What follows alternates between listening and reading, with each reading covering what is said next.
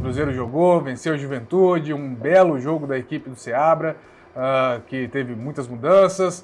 Tivemos também algumas questões ali de extracampo, né? Jogadores se despedindo, o Machado já fez o vídeo de despedida, os outros já foram lá conversar com seus companheiros. Temos Sul-Americana, né? Temos aí a definição de quem o Cruzeiro pega nas oitavas de final da Sul-Americana, que vem o Boca Juniors, né? E mais algumas coisas de bastidores também, né, Luiz? O Atlético aí se movimentando, o Igor Rabelo parece que é o próximo. A gente falava dele ontem e parece que está a caminho, né? É isso. Bom dia, Popó, gente, Garcês. Obrigado mais uma vez pela sua presença. Pessoal que está nos assistindo, é isso. Vamos poder falar um pouquinho dessa movimentação na defesa atleticana. Aproveitar do Garcês aqui também, falar um pouquinho do São Lourenço, adversário do Atlético, que jogou aí do último final de semana. O Garcês vai poder falar um pouquinho pra gente. Ontem ele até conversando com ele falou que o São Lourenço tá melhorando. Eu falei, rapaz, não era hora não, né? Mas a gente vai poder falar sobre isso também.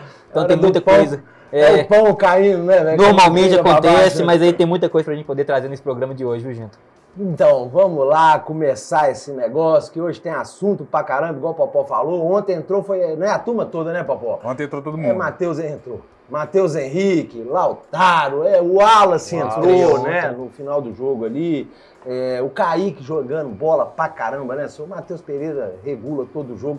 Foi uma bela parte de futebol, apesar das dificuldades que o Juventude criou, né? O Juventude é um time fechadinho, né, cara? É bem montadinho, bem armado, chato, time chato. Mas o Cruzeiro foi superior e venceu. O Gilberto deu um coice na nossa querida Bonucci, no intervalo, desnecessário, né? Veio aqui, não fez porra nenhuma mesmo, tem que aceitar isso. Mas, cara, eu gostei muito, sabe do quê, Popó? Da movimentação do Cruzeiro ali, mas muito do Kaique. Como é que ele tá se entendendo com o Matheus Pereira, cara? Sim, o lado esquerdo do Cruzeiro tá muito forte, ficando cada vez mais forte, né? O Kaique que tá ganhando confiança para fazer aquilo que a gente sabe que ele pode fazer. Ontem deu uma caneta maravilhosa entrando na área. Você vê que esse diferenciado. Uma coisa bizarra, tá? Esse jogador de Juventude aí, até esqueci o nome dele agora, ele já está sendo sondado. Inocêncio. O Inocêncio já está sendo sondado para ser contratado pelo Sada Cruzeiro, inclusive. Foi um bloqueio muito bonito. Ele subiu muito bem na bola ali, de fato. Cara, ele tinha acabado de entrar, ele não pegou na bola e primeiro toque fez na mão. E sobre assim, mas fez pênalti o gol. Não existe vantagem em pênalti, viu, gente? A vantagem é o próprio pênalti. E o árbitro optou antes.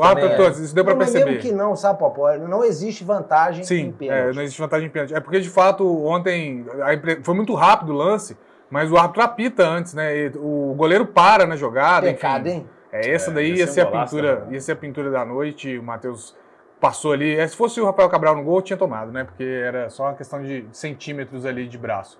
Defesaço do Cássio aparecendo também. Vai pegando confiança, todo mundo pegando muita confiança, né, gente?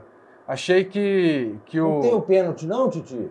Tá aí o Dineno comemorando com a comissão de médica do Cruzeiro, né? Doutor Sérgio aí, todo mundo ficou muito feliz com a volta do Dineno, com o pênalti. Esse lance aí é um típico lance centroavante, né? Ele abre e chuta, então assim, é algo que estava faltando muito no Cruzeiro, foi muito bom ver o Dineno voltando. Eu acho que, inclusive, gente, que é o reforço mais importante para o Cruzeiro. Depois do meio-campo, né? Obviamente, Matheus Henrique e o Wallace. Eu acho que o Dineno é quem vai fazer a diferença nesse segundo semestre.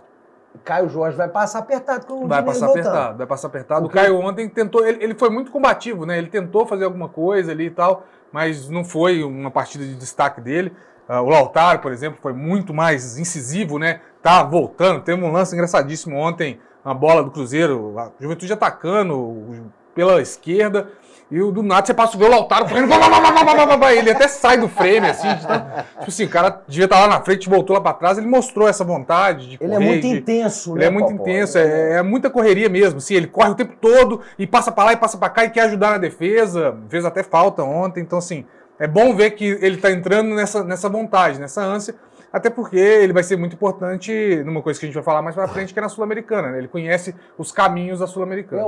Assim, pelo que eu vi ontem, Arthur Gomes perdeu a posição pro Lautaro, perdeu a posição, não volta. O Verón, eu já acho que o Verón, assim, ele tava fazendo o Verón já gol, tava, claro, o Verón já tava mas também perde ali a posição ou pro Dineno ou pro Caio Jorge, que estão acima deles. O Matheus Henrique a gente não precisa nem falar. Isso aí é titular, né? O Matheus Henrique é titular.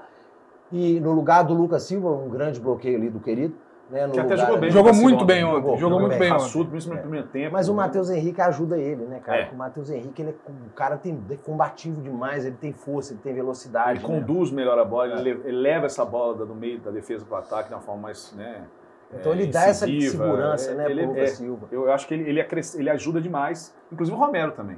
Né? O meio de campo fica melhor com o Matheus Henrique.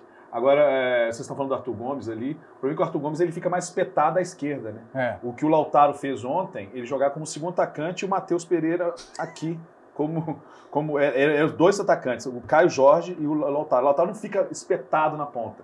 Mas para fazer associação com o Kaique, que apareceu muitas vezes, o lado esquerdo do Cruzeiro foi muito acionado, ele tinha que participar mais pelas pontas. Mas você vê o posicionamento do Cruzeiro, principalmente no início do jogo, que aí você vê qual é a mão do técnico, né?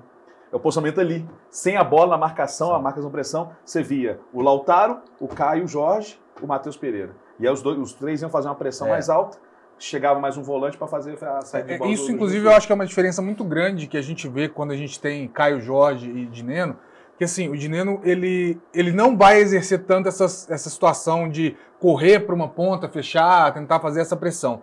Ele vai preferir se posicionar de uma forma em que, se essa pressão acontecer, seja por um lado ou por outro, ele vai estar apto a chutar, a receber essa bola e parar. Então, assim, eu acho que o Caio mostrou muita vontade, né, essa questão de fazer essa marcação de linha alta, de pressionar e de ir para cima. O Dineno, eu acho que ele não vai fazer isso. Então, eu acho que o que é bom para o Cruzeiro isso? Porque vai dar para fazer essa adaptação independendo do adversário. Um adversário como o Juventude, é interessante que o Cruzeiro faça isso mesmo, principalmente em casa, todo aquele contexto, atmosfera, de pressionar e induzir ao erro. Agora, isso contra alguns times, por exemplo, Palmeiras ou o próprio Botafogo, que é o próximo adversário, isso pode ser um pouco mais perigoso, né?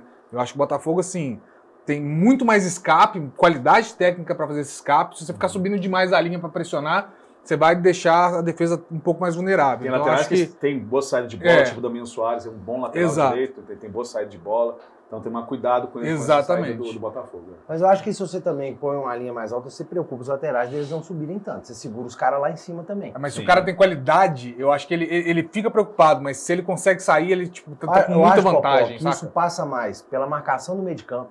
Isso acontece, essa questão a cobertura total. Passa mais pela marcação do meio de campo, né? Que tem que ser uma marcação muito firme para segurar isso aí, né? Aí acho que passa mais por isso. Só fazer uma pergunta, pra gente não perder muito também. Até o grande Fábio Seabra fez a brincadeira aqui no chat. Tá aqui do lado. O Genta começou falando sobre o jogo e eu queria saber se o Juventude, de 2 rodadas pra cá, reforçou muito o elenco. 5 jogos que só, por favor. Ah, tá, pera aí. Quando o Atlético enfrenta o Juventude, tá? Nossa, time horroroso. Enfrentou o Juventude e empatou. O time do Juventude é horroroso. Que não sei. O Atlético quase perdeu pro Juventude. O Atlético jogou melhor 70 minutos. Mas ganhou, porra. Calma, posso falar? Eu te interrompi? Eu deixei você falar, né? Educação em primeiro lugar.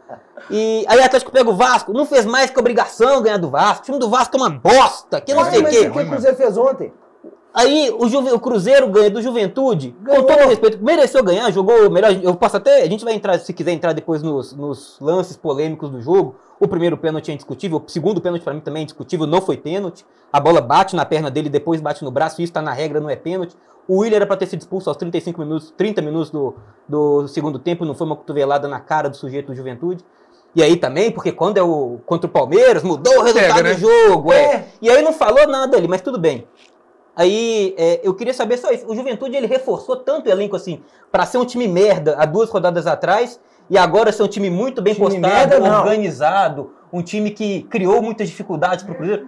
O Juventude, ele se reforçou tanto assim, ou aqui nessa mesa, tirando o Garcês, que é uma pena não estar com a gente aqui todos os dias, tem pessoas extremamente clubistas e que não conseguem esconder o lado, o coração, quando tá fazendo uma análise de jogo. Time merda não. Primeiro que eu falei aqui, o time do Milito não sabe marcar, cometeu um crime. Eu tô falando do Juventude, o que você falou do Juventude. O que nós falamos aqui foi o seguinte, o Milito não tem outra forma de jogar, ele só sabe jogar de um jeito, tá aprendendo agora, que ele tá começando a dar uma seguradinha e o Juventude podia ter virado. Foi isso que a gente falou. Não, mas porque ele colocou, você falou do Juventude. Quantos atacantes ele colocou naquele jogo? No segundo tempo. 6. Ele terminou com Palácios, Kardec, Vargas e Paulo. O técnico que acha que colocar 6, isso aí a gente escuta desde que o mundo é mundo. O dia que eu aprendi a andar. Será que tem treinador que acha que colocar 6 atacantes torna o time ofensivo? Não, torna o time uma zona. Foi o que aconteceu naquele jogo. E se o Juventude tivesse qualidade, tinha virado o jogo. Então aí o Juventude que não tinha qualidade contra o Atlético, E que era continuou não tendo, muito tomou um topo. Então, mas agora aqui, para começar para falar bem da boa vitória do Cruzeiro, importante vitória do Cruzeiro, o Juventude agora é organizado? Não é ruim. É ruim. Então tá. Então assim, você podia ter começado a sua frase no início do programa falando que o Cruzeiro não fez mais que a sua obrigação de ganhar de um time muito ruim. Mas não deu nem tempo da gente falar ainda. Nós começamos o programa, Você começou elogiando o Juventude. Você começou o programa o zoando senhor não que está lembrado das suas frases. Graças a Deus o YouTube fica tudo gravado. Comecei zoando o Stefano. Assim, deixa eu só contestar, porque assim, eu vou ter que te contestar nessa, eu gosto muito quando você estressa o Gento, também é um dos meus sólidos preferidos, mas assim, aquele Juventude, o Juventude do Roger, era um Juventude totalmente diferente de um Juventude do Jair, né? O Juventude do Roger, ele tinha uma organização ofensiva e o Atlético empatou com o Juventude cheio de 4 titulares no campo. Sim, o goleiro. Então, assim, de fato, não tem comparação. O Juventude do Jair é um Juventude muito mais defensivo, um Juventude que segurou o Cruzeiro muito. Mas você viu o jogo contra o Atlético, o Juventude, não, antes do Milito fazer as cagadas, e pra mim ele fez encher o time de atacante, o Juventude deu um chute a gol, pô.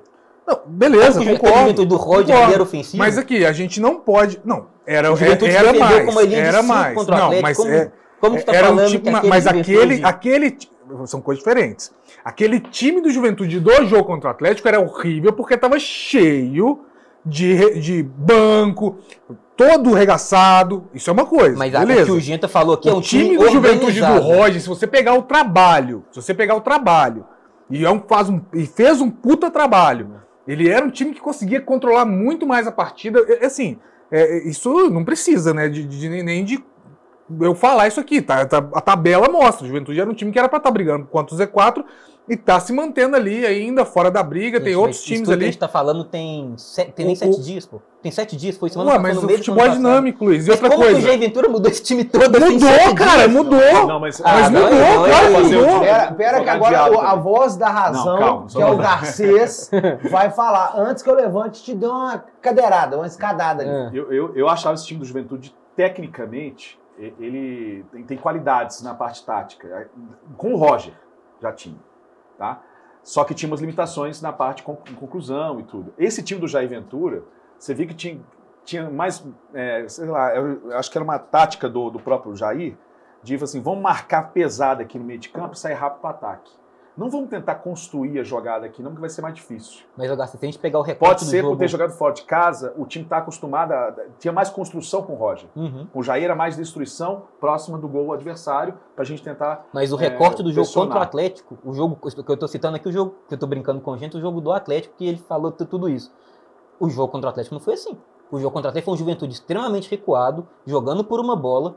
E foi assim que o Juventude fez o jogo todo, tanto que até os 70 minutos teve uma bola. De novo, você está ignorando o contexto do Juventude, está cheio de desfalques, vindo de um puta do resultado, que foi um empate contra o fortíssimo Internacional, uma classificação na Copa do Brasil, um jogo que foi, assim, extremamente desgastante. Desculpa, você tá se equivocando só com uma coisa, porque, assim, eu não estou citando o contexto, eu estou citando o que foi a minha brincadeira, que é a minha crítica que eu estou fazendo ao Genta, foi só no aspecto do que ele falou do time que o Atlético enfrentou naquele pro time que agora foi enfrentado.